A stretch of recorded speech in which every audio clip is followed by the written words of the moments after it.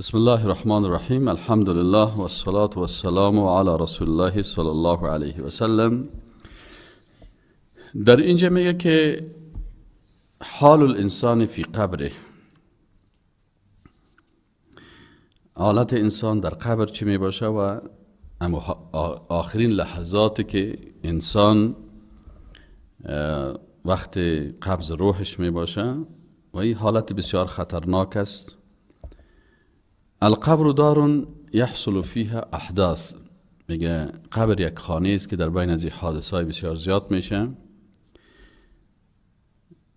بین حالت مسلمان مؤمن متدین و دیگه اشخاص میگه یک فرق است.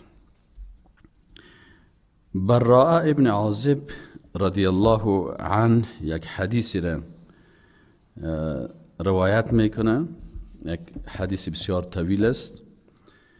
میگه خرجنا مع رسول الله صلی الله علیه و سلم الى جنازه، میگه ما در یک جنازه همراه رسول الله صلی الله علیه و سلم برآمدیم. فجلس رسول الله صلی الله علیه و سلم علی القبر، میگه رسول الله صلی الله علیه و سلم در نزدیک قبر نشست. و جلسنا حوله، میگه ما هم در اطرافش نشستیم. کأن علی رؤوسنا طیر، اما ادب صحابه را بیان میکنه که اصحاب رسول الله صلی الله علیه و سلم میگه وقت ما در مجلس رسول الله صلی الله علیه و سلم میشیشتیم مثل ای که بالای سر ما یک پرنده شیشته باشه که اگه خود تکان بتیم و پرنده پرواز میکنه. این ادب اصحاب رسول الله صلی الله علیه و سلم در مجالس درسی. چرا اگر کسی در یک مجلس مثلا بهش زنگ میه بازی کپک کدامه برایه یا زنگش درس تشویش میکنه یا خودش مبرایه یا کسی بسیار فاجعه میکشه پیش روی چیشته دانش واز میشه، این کلش چیزایی است که برای خود درس بسیار آسیب میرسانه و مغز انسان خراب میکنه، اما معنویت حلقه درس از بین میبره. استاد یک آیت قرآن میخونه، یک شاگردش آیت قطع میکنه به خاطر یک زنگ تلفن و یا به خاطر یک کار دیگه. استاد خود متوجه کلگی هست و اینا در مجلس رسول الله صلی الله علیه و سلم میگه ما میشستیم که ان علی رؤوسنا طیر، میگه تو میشستیم با ادب مثل که بالی سر ما در سر ما یک پرنده شیشته باشه.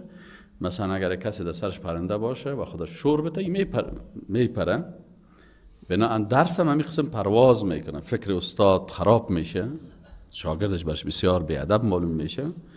پس میگه ما این کار کردیم. و هو یلحد له، اما جنازه هم در حالت چی بود که دفن میشد دیگه.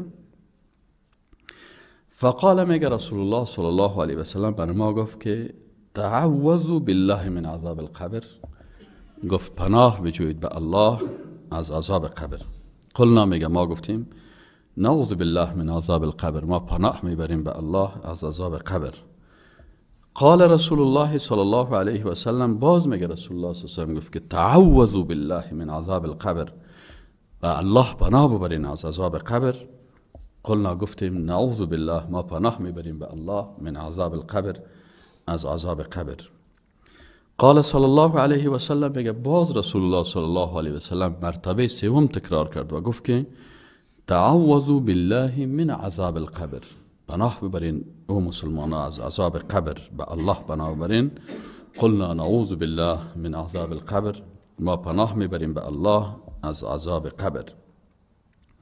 ثم قال، میگه بعد از رسول الله صلی الله علیه و سلم گفت که ان العبد المؤمن اذا كان في انقطاع من الدنيا، یک انسان مؤمن وقتی که در حالت انقطاع یعنی قطع دنیاست، یک حال رابطهش با دنیا قطع میشه، یعنی حالت جان کندنش هست دیگه.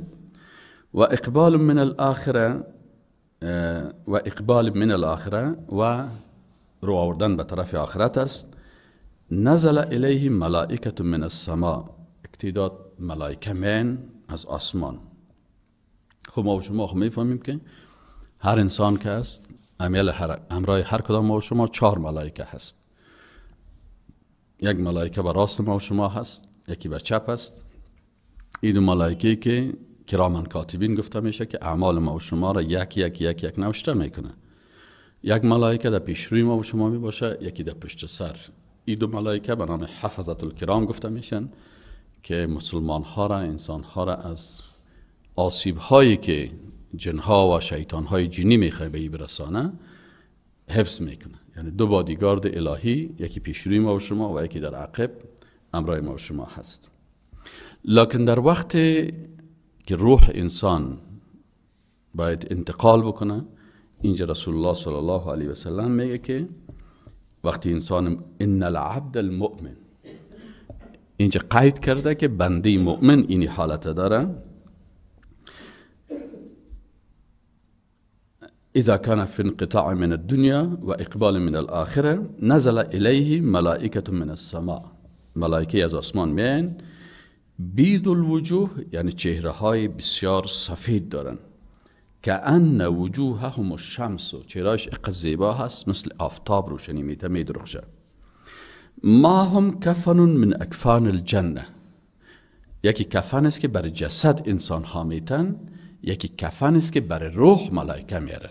دو کفن ما و شما در وادی جان کندن داریم. امرای این ملائکه میگه کفن های است که از کفن های جنت برای آورده، و حنوت من حنوت الجنه، و به می شکل خوشبویی یا عطر است از عطرهای جنت. حتی یجلس منه مد البصر، میگه این ملائکه میشینن پیش ازی به اندازه مد البصر. چی مانا؟ این ترجمه میکنه، میگه انهم یجلسون بعیدا عنه ینتظرون خروج روحه. این ملائکه هست که یا منتظر هستن که روحش خارج شود. لشکر دیگه ملائکه که روح از زیر قبض میکنن و علیده هست. انسان چقدر حالات سخت است، اگر رحمت الله باشه باز آسان است. این ملائکه که آمدن امرای کفن از اکفان جنت و خوشبویی از خوشبویی های جنت، ایمن پیش ازی میشینن دور. ثم یجیء ملک الموت، بعد از اون ملک الموت امرای شاگردا و لشکرش او باز علیده میه. حتی یجلس عند رأسه، باز ملک الموت در پیش سرش می نشیند. فیقول ایتها النفس الطیبه، ملک الموت برش میگه که ای صاحب نفس پاک. آله کی نفس طیبه هست؟ نفس کدام انسان نفس طیبه هست که ملائکه برش خطاب میکنه؟ هر کس میفهمه که نفس ما چند فیصد عقیده ما جور است، چقدر من در توحید الله جور هستم، چقدر از گناه ها دور هستم، چقدر از اشتباهات دور هستم، چقدر در مجالس قرآن و سنت اشتراک میکنم، چقدر ادب به الله، به رسولش، به مقدسات برازیا دارم. فیقول ایتها النفس الطیبه، برش ملک الموت میگه که ای صاحب نفس پاک، اخرجی الى مغفرت من الله و رضوان، خارج شو، بر تو مغفرت است از جانب الله و رضایت الله. سبحان الله.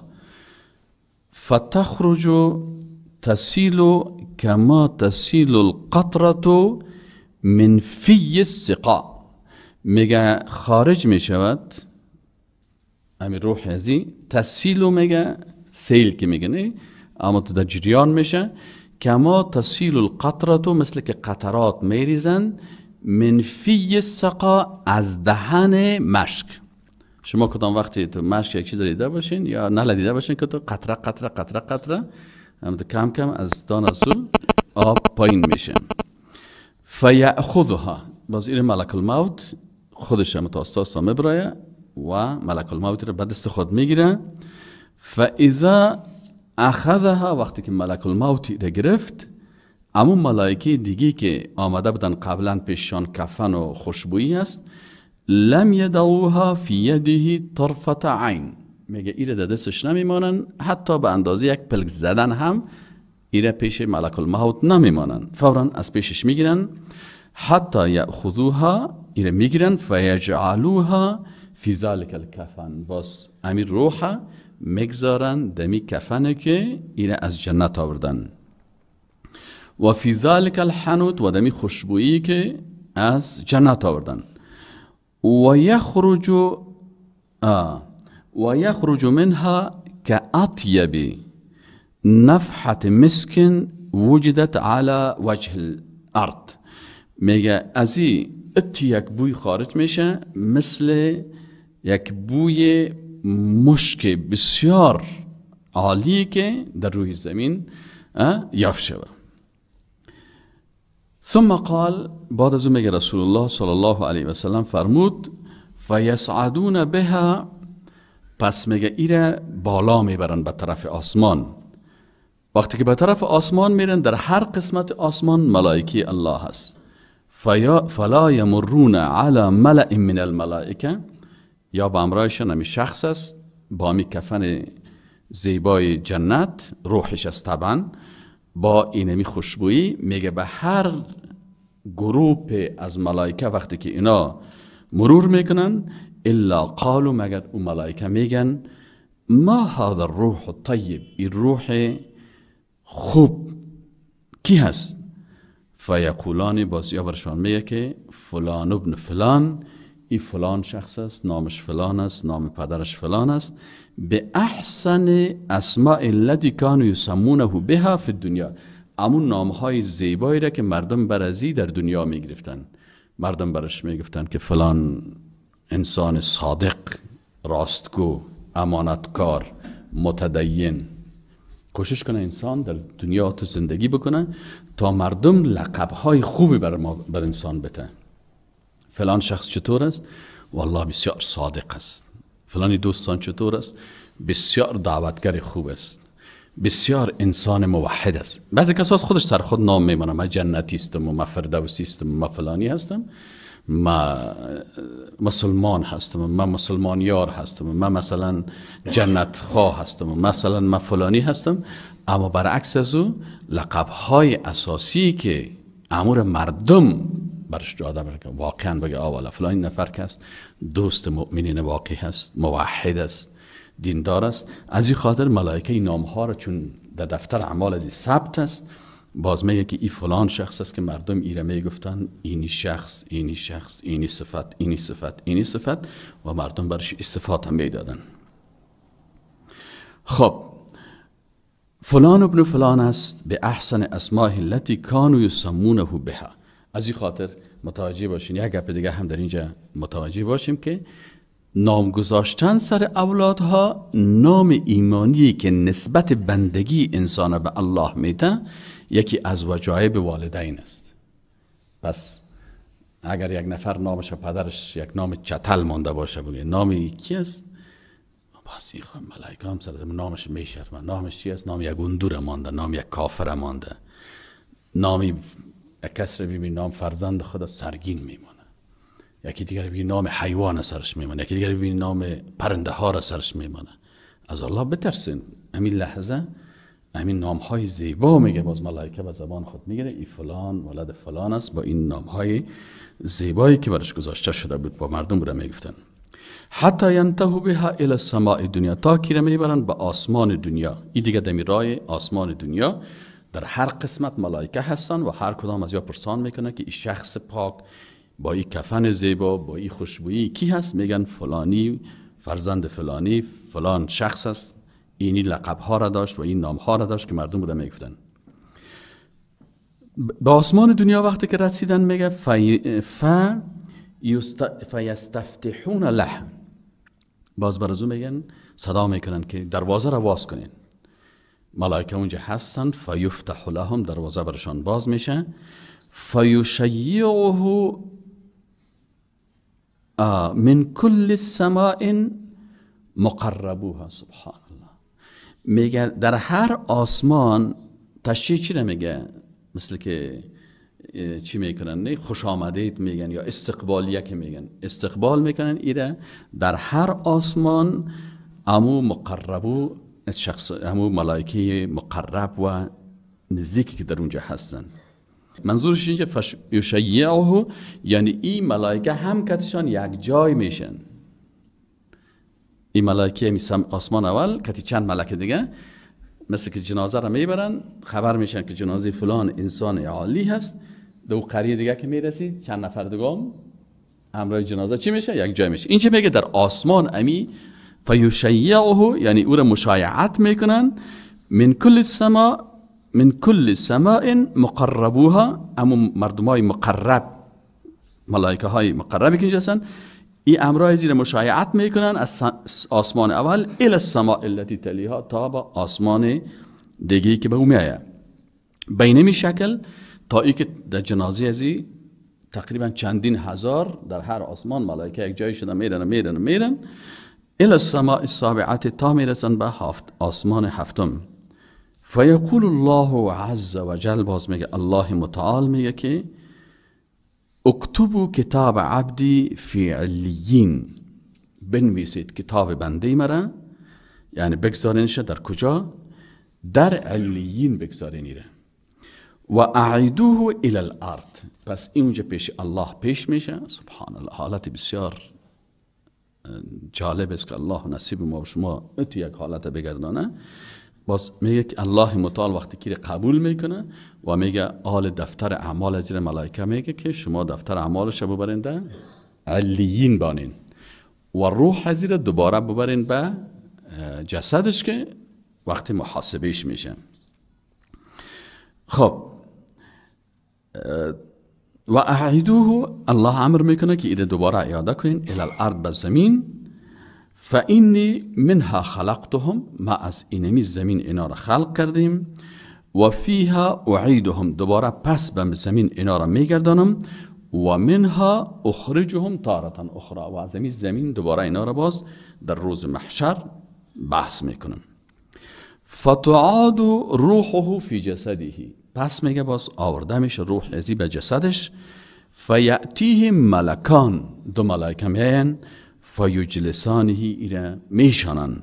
فیقولان له، بفرماین بشینن که شیشتن پرسانش میکنه من ربک، رب تو کی بود؟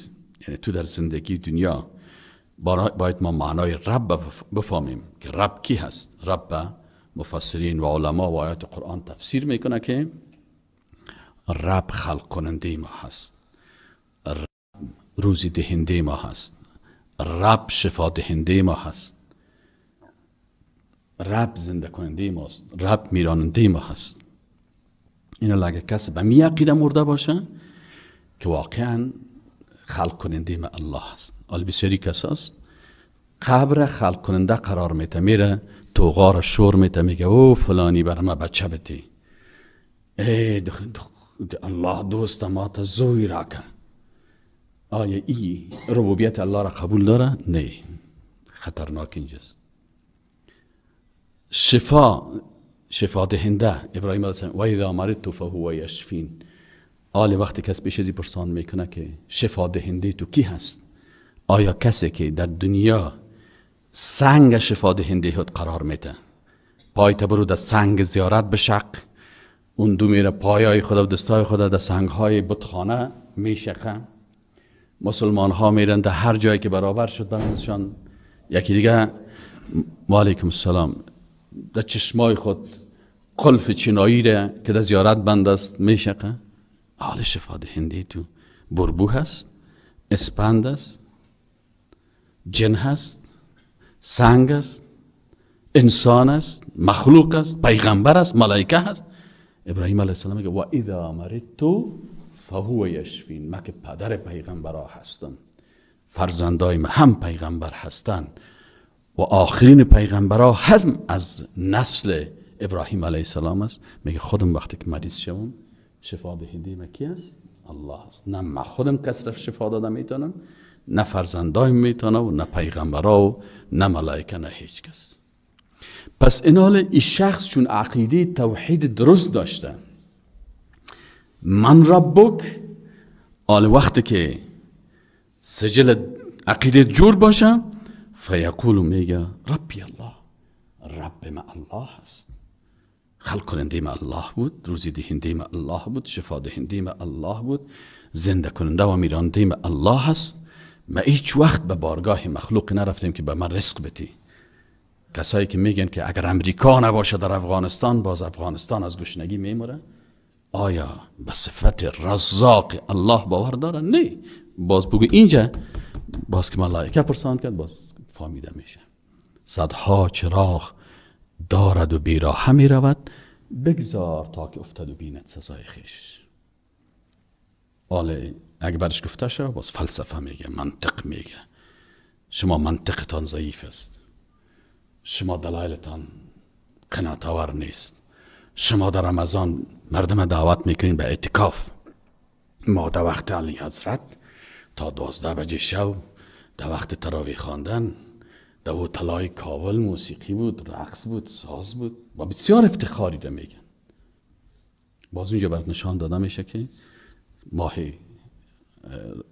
رمضان باید چی کنیم. فیقولان له ما دینک، حالا میگه دین تو چی است؟ دین الملک یعنی قانون ملک. در سوره یوسف علیه السلام میگه او قانونی که تو بالای تطبیق میکردی کدام قانون بود که تو به او باور داشتی و میخواستی که سیستم اقتصادی، سیستم اجتماعی، سیستم اخلاقی، نظامهای مختلف مطابق از او برداشت بکنی. نظام دین یعنی نظام اعتقادی، دین یعنی نظام عبادتی، دین یعنی نظام اخلاقی، دین یعنی نظام اجتماعی، دین یعنی نظام خانواده، دین یعنی نظام اقتصاد، دین یعنی نظام سیاسی. باز کسایی که امروز میگه که دین ما جدا میسازیم، دین اینجا باشه، سیاست اینجا باشه. دین در مسجد، سیاست از لینن، سیاست از ژان ژاک روسو، سیاست از سارتر، سیاست از گفته های مارکس، سیاست از دموکراسی و حکومت مردم توسط مردم برای مردم. باز در اینجا الله ملائکه برش میگه که و ما دینک. وقت مسلمان است بغیر از شریعت الله در هیچ حزب سیاسی الحادی داخل نشده، در هیچ حزب قومی که ضد دین اسلام از داخل نشده، در هیچ فکر و اندیشی که فلاسفه الحادی به خاطر مخالفت با اسلام و دین او را ایجاد کرده در او داخل نشده. باز در این صورت میگه که جواب میگه که دینی الاسلام، دین ما اسلام بود الحمدلله. نه قانون امریکا را پذیرفتیم، نه قانون غرب پذیرفتیم، نه قانون سوسیالیسم پذیرفتیم، نه تسلیم قانون اروپا شدیم، نه تسلیم قانون. اینجا باز کسایی که تسلیم قانون غرب و اروپا میشن باز اینجا زبون باز از گپ میمانه. اگر بگویم باز ملائکه برش میگه دروغ میگی، گپ نزنی، نگو که دین ما دین اسلام است. اونجا باز خدا پد کدام نمیتون شده، یک ملائکه ای طرف است، یک ملائکه ای طرف است، دیگه ملائکه شاهده هستن. خب بعد از او فیقولون له ما هذا الرجل الذي بعث فيكم، این شخصی که در بین شما مبعوث شده بود که شما باید او رهبرتان بگیرین، اسوه‌تان بگیرین و الله برتان گفته بود ولکم فی رسول الله اسوة حسنه. کی بود؟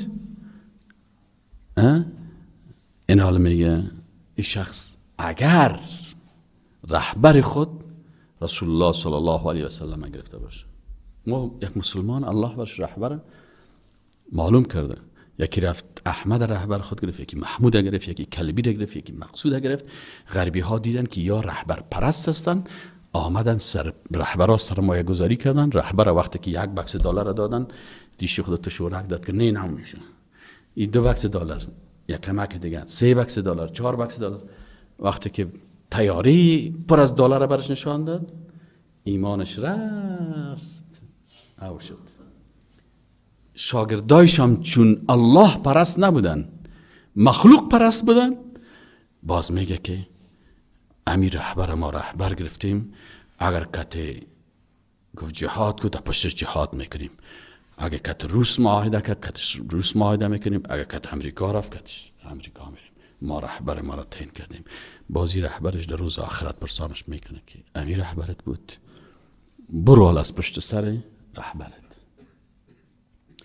اما اگر رهبرش رسول الله صلی الله علیه و سلم باشه و با سنت و سیرت رسول الله صلی الله علیه و سلم زندگی کرده باشه، باز اونجا میگه که هو رسول الله صلی الله علیه و سلم، این شخصی که مبعوث شده بود برای ما من حیث اسوه، رهبر، بعضی کسا باز سر رسول الله صلی تومت میکنن، میگه رسول الله صلی الله علیه و سلم شریعت آورده بود، اما ما در گروه هستیم که اینجا اخلاق است، صفای نفس است، پاکی هست، این طریقی ما هست.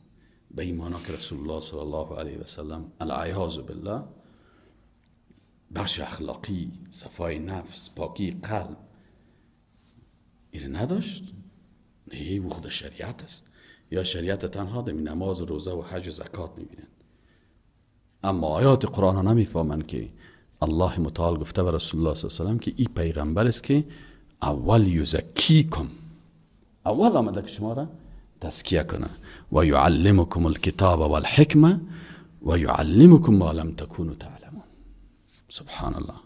و یعلمکم الکتاب، وظیفه پیغمبر اول تزکیه هست، پاکی هست از اندیشه های فاسد و کفری و شرکی و بیدینی و جاهلیت و عقب ماندگی و بیدینی. از این تزکیه میکرد رسول الله صلی الله علیه و سلم، تخلیه میکرد در جای از او اخلاقیات اسلامی. بعد از او که سرت پاک شد از این مشکلات، باز میگه و یعلمکم الکتاب و الحکمه، باز بر شما الکتاب القرآن، الحکمه السنه.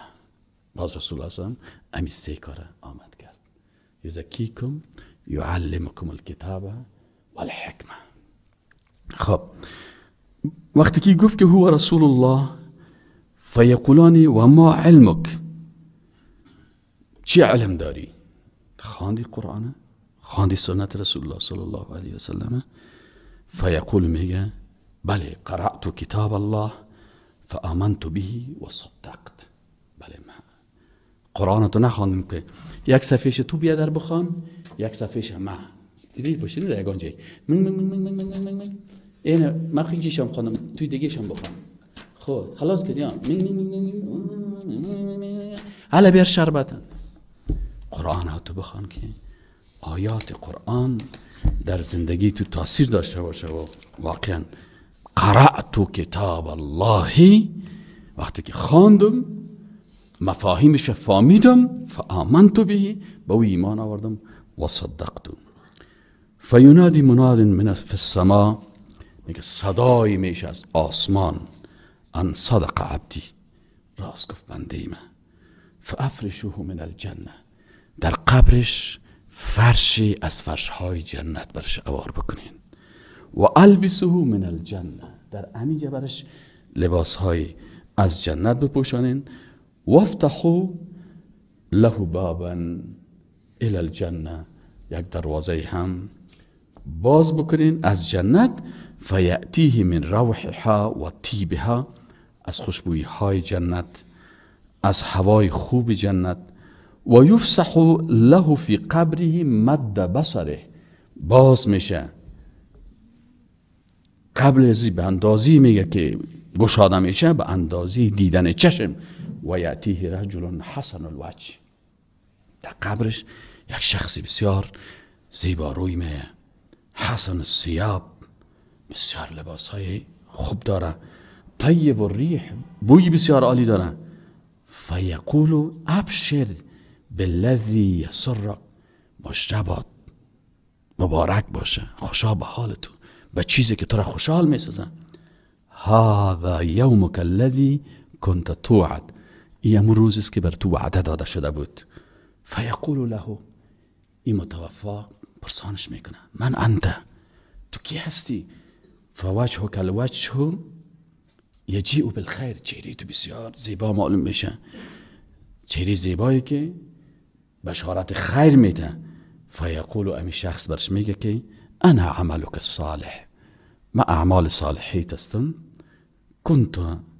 كنت والله سریعا فی طاعت الله، یقینا تو در اطاعت الله بسیار سعی و تلاش میکردی، بطیئا عن معصیت الله، در معصیت الله بسیار بطیء بودی، بسیار تنبلید میکردی که معصیت نکنم، در طرف عن معصیت بسیار سستی میکردی. فجزاک الله خیرا، عالی عالم میگه نعم بله. یقول له انا عملک الصالح، فما عمله الصالح، عمل صالح ازی چی است؟ انه صلاته و صومه، نمازش است، روزیش است، بره و صدقته، نیکی و صدقیش است. بکاؤه و خشیته، ریختاندن قطرات اشک به خاطر الله و ترس الله بود. حج عمریش بود. قرائته للقرآن و حبش محبت با الله داشت. برخواستنش در سحری ها، روزه در روز، و ترسش از عزیز جبار، نیکی والدین، طلب علم، دعوتش به طرف الله، جهادش فی سبیل الله. وقتی که انسان مؤمن این چیره زیبا رو میبینه، یبشره که بشارت میته، به طرف راست و چپ میبینه که قبر وسیع شده، فرشی از فرشهای جنت، تختی از تختهای جنت، و به طرف لباس خود میبینه لباس جنتی ها. میفهمه که این نعمت است که هیچ چیزی با این مساوی نیست، که بر از او انتظار میکرد در جنت. فیدعو ربه و یقول، میگه پروردگارا چقدر زیباست، اقم الساعه، منتظر قیام ساعت هستم تا به اهل و خانواده خود برسم. والسلام علیکم.